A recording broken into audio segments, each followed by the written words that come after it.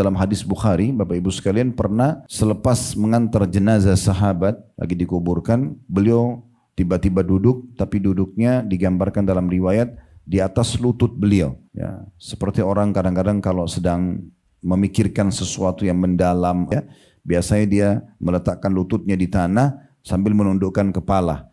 Nabi SAW di depan kuburan sahabat itu menurunkan lututnya ke tanah, kemudian menundukkan kepala dan meneteskan air mata sampai para sahabat melihat tetesan air mata Nabi menyentuh tanah di sekitar kuburan itu. Maka mereka menunggu Nabi SAW akan bilang apa.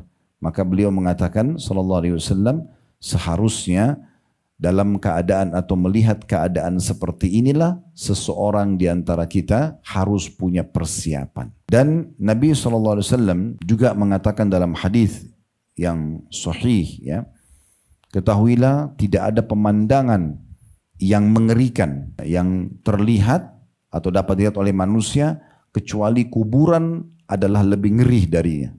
Saya menghadapi kematian dan masuk ke kuburan itu yang diistilahkan dengan alam barzakh. Barzakh itu seperti dinding pemisah antara kehidupan dunia dan kehidupan akhirat. Maka tidak ada yang lebih serem daripada kuburan itu sendiri. Bagaimana tidak? Tadinya kita ramai-ramai seperti ini, kita kumpul, kita bisa ngobrol, kita bisa transaksi, kita bisa apa saja yang kita bisa lakukan, baik atau tidak baik.